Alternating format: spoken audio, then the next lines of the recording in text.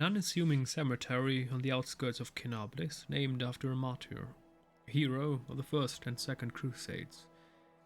It serves as the final resting place for crusaders who came from half a world away to fight demons, and for townspeople who never picked up a weapon in their lives. Despite the proximity of the world wound, the wardstone has always prevented demons from setting foot here, thereby protecting this place against desecration.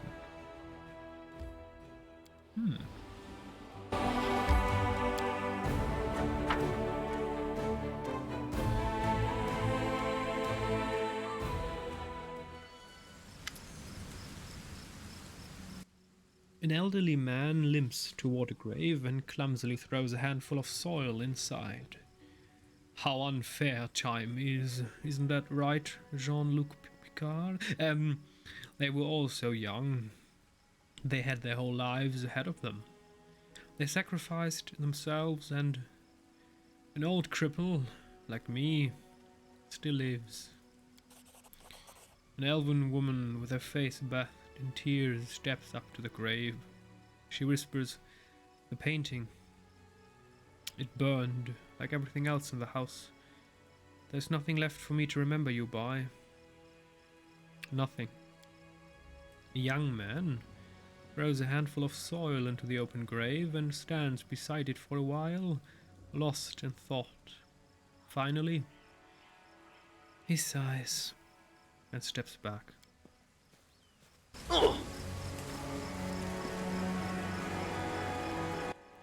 Luciel throws a handful of soil into the grave in front of him. He takes a breath and prepares to speak, but it seems that he simply cannot find the right words. The cleric wipes his tear-filled eyes, gathers his resolve, and says in a gentle voice, "I wish you a warm welcome in Shailin's realm. We will win this war, I swear to you. We'll banish this ugliness and evil, make the world richer, and let peace blossom in it. We'll make sure anything like this... He breaks into sobs mid-sentence, then falls silent without finishing his declaration. "Thank you for everything you've done for us." Luciel is too absorbed in his grief to hear you, but the other mourners nod in approval, wiping their teary eyes. "They were good people. I can't believe they're gone." What is that? An elven woman shrieks in horror, disrupting the atmosphere of silent mourning. A trembling hand points at something moving inside the grave. And suddenly a corpse climbs out of the ground, wafting a horrible stench from its rotting body. "It's a zombie! Run!"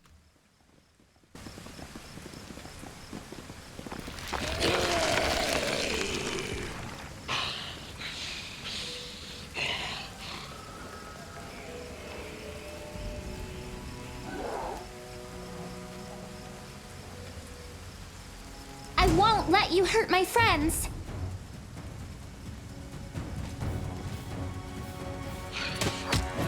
Do not hold back! Surrender or else! I'll dissect your cadaver!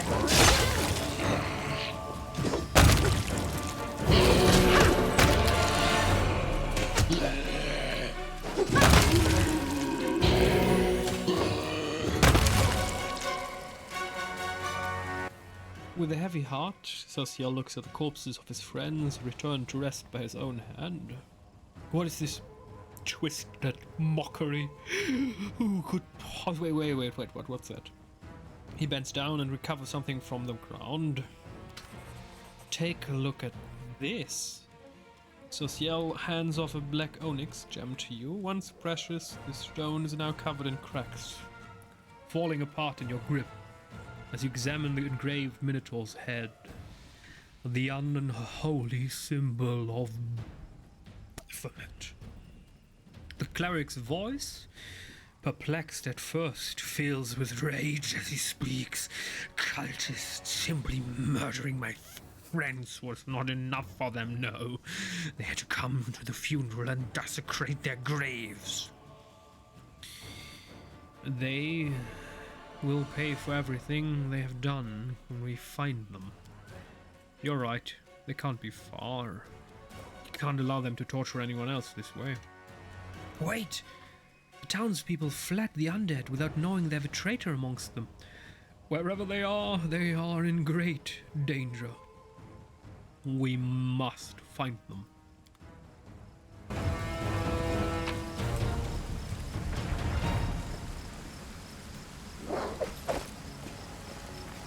Godspeed.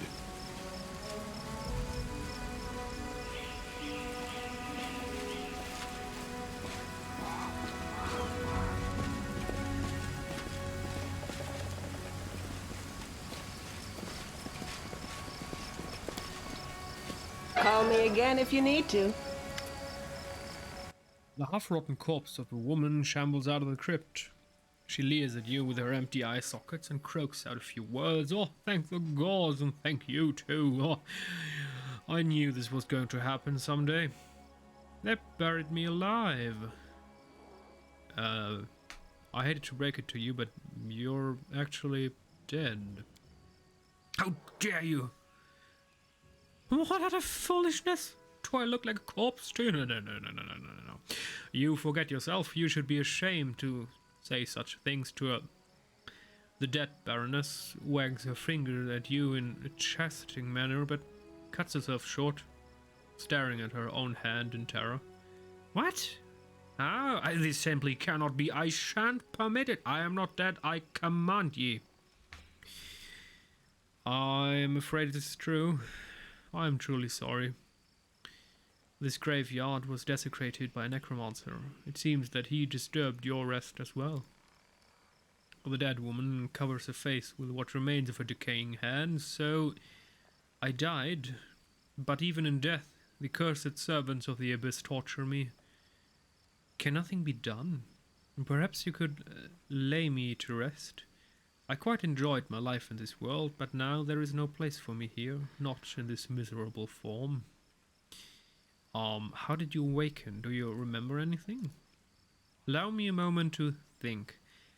Seems like... Yes, indeed. I woke because I heard a voice.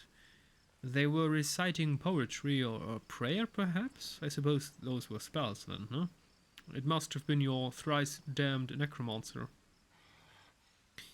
Would you like to pass along any words of comfort to your friends or family while you're here?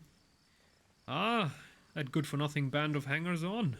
Most certainly not. Thank you very much. I'm reasonably confident that they have already brought my estate to ruin, squandered the fortune I bequeathed to them. They will have to do without my missives. Spare us both that indignity and embarrassment. You see, she reminds me a bit of Avarsarala from The Expanse. I would still be in the company of those I truly care for, were it not for your discourteous sorcerer and his parlor tricks. Alrighty, rest in peace. Thank you. Do feel free to take my burial jewelry. Those pieces are dreadfully out of fashion where I'm going anyway.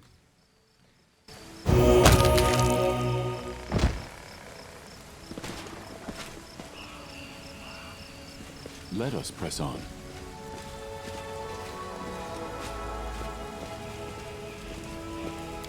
A success worthy of praise. Golden chain. Okay. Golden signet. Medallion. Earring. Sure. Why not? Thank you. It went splendidly.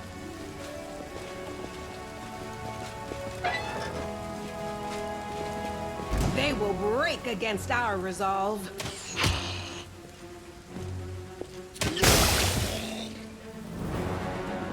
What horror! I can barely catch my breath. Thank you for saving our lives. Citizen, okay. We won't fall here. I swear it.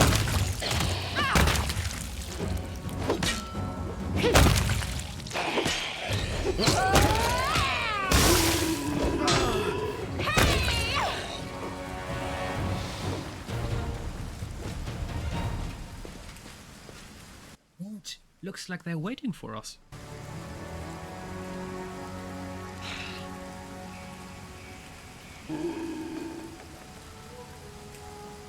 There's a whole squad of undead guarding the door. Maybe we should look for another entrance.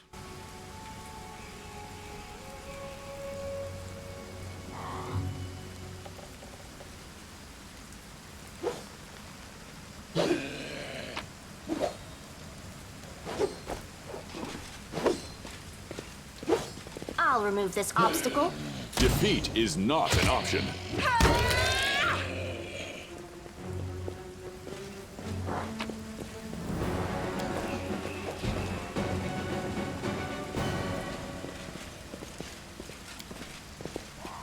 A success worthy of praise.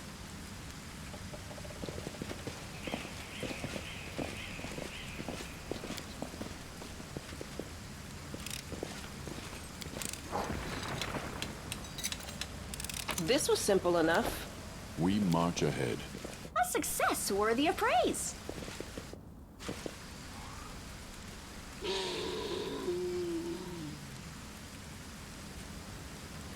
Who are you? What do you want?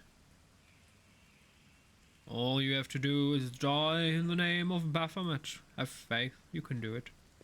Oh dear.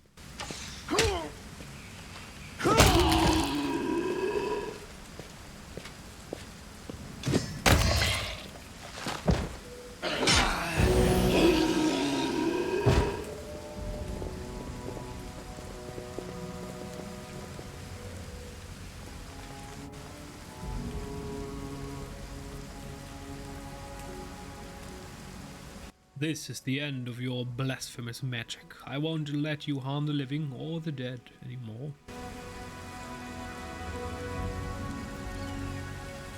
Do you think I need your permission? No bone bags, stand up and kill.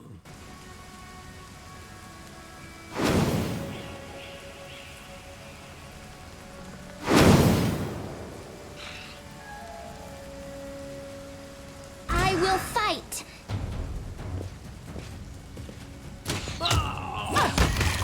Strike as one.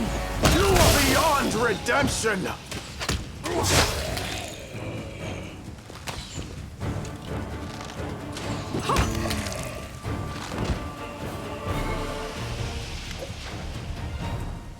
I surrender. Stop. I give up. Please don't hit me. Please, please, please. I don't want to get hurt. The young man in black robes that loves to kill people suddenly throws his hands up in a dramatic gesture, believing that this will hold justice. You damned rat. How dare you? Suddenly, Social becomes a totally different person. The artist's delicate hands clench into fists, while his voice comes out as a menacing roar. He leaps at the necromancer and breaks his nose with a single blow of one of his fingers. He doesn't need a hand, just one finger. You scumbag! I remember you! You came to our temple begging for healing just a month ago. We fed you, we shared our table with you and took you in. Then you... I don't even know what I'm going to do with you.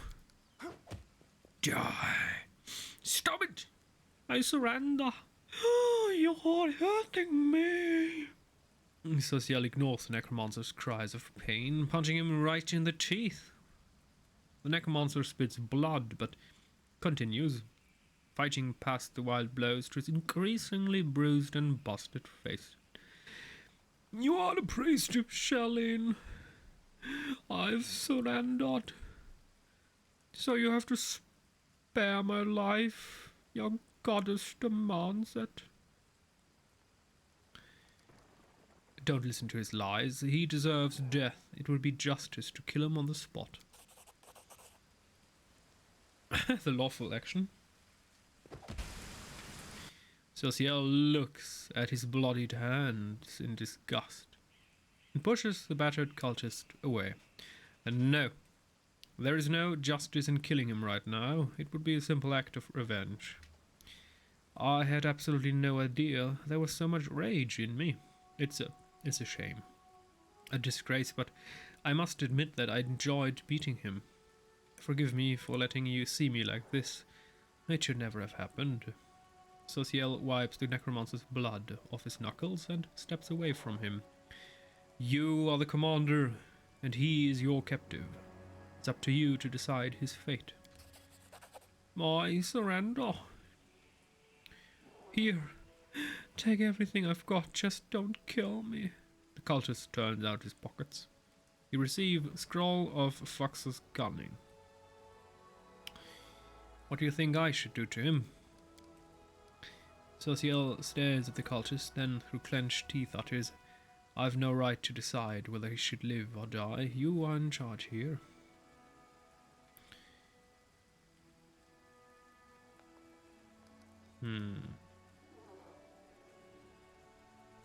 Well, either way, you need to condemn to death. Imprison the cultist. But he might be useful. He might have information. He does deserve to die, but maybe he can be useful, so I will send a messenger with orders to imprison the cultist. His deeds will be punished to the fullest extent of the law. Yes, that's the right thing to do. The cleric lets out a sigh of relief.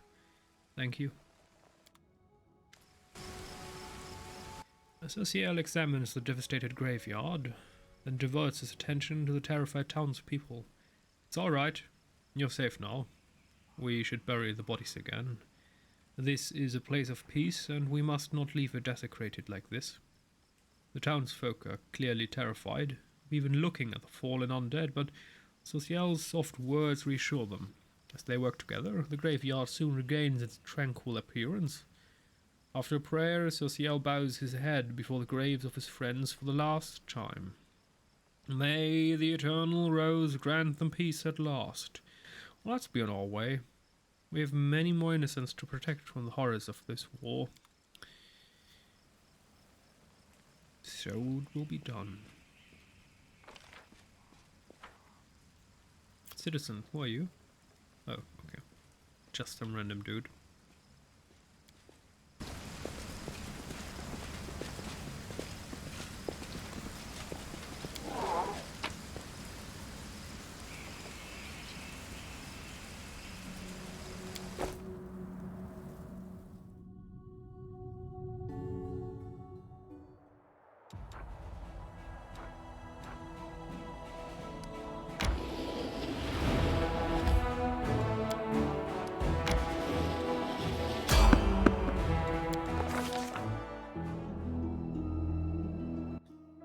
Day 25, month Erodus, year 4715.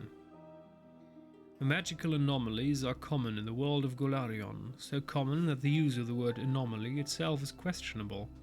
A regular city dweller will encounter a chaotic manifestation of supernatural power at least once in their lifetime. One might naturally assume that the strange sky, the ghostly fire from rifts in the ground, the rain of eyeballs, all that the world wound is known for, should find some purchase in their mortal mind. But even the most worldly of travelers feel uneasy at its borders. Why? Perhaps instinctively they understand that this place is not merely a magical wasteland, but a wound, an ulcer, through which the world itself bleeds into the abyss. The commander and his army walk up the high bank of the West Salon River, where it draws near the border of the world wound. The soldiers' feet halt unbidden. On the other bank rises a series of cliffs, triangular in shape to have been formed by wind or water. The sky hangs over their sharp edges and thickening bends, the shade of mercury on the horizon rising to dirty rust. As it arches above the soldiers' heads, it regains its familiar azure hue. Soldiers whisper and grumble. The commander feels eyes upon his back. Somewhere among them, wearing simple armor and unrecognized by anyone, the ruler of Mendev is standing and watching the new commander closely. The commander gives a signal to wait and climbs to the highest point along the bank. There he decides to set an example for the army and lead the march. Lines of soldiers step warily beneath the shroud of low black clouds. It's like the world wound has reached out a finger into the lands of Mendev. The gesture seems eerily harmless, but then the clouds come to life, shouting out howling tornadoes one after another. The tornadoes come from all sides, from ahead, behind, and right above the soldiers' heads. The commander, walking in front, sees the danger at once and gives the order to close ranks and march faster. Ducking low to the ground, he runs headlong into the elemental chaos. The howling tentacle of a tornado falls from above, but the commander has managed to build up momentum, and he tears himself through the whirlwind and keeps moving. The power of the elementals on one side of the scales, the soldier's faith and inspiration on the other. It's plain to see which is greater. The determined army runs the gauntlet of tornadoes. The struggle lasts over half an hour. The army's only losses are a few bags of supplies and a dozen hats whipped off into the sky after stopping to catch their breath. The soldiers continue on. Their first encounter with the world wound has ended in their favor. Change to morale +10. Perfect. Close. That was a very interesting encounter. I didn't really like when we were on Kinabris this. Oh, every 10 seconds you are randomly attacked by 5 creatures. Now the game needs to load. Then you smash the enemies and the game loads again, and then you can continue your journey. And that will happen every 10 seconds. It was just annoying. That was much better. So next episode, we're going to say hello to Houndheart Campsite.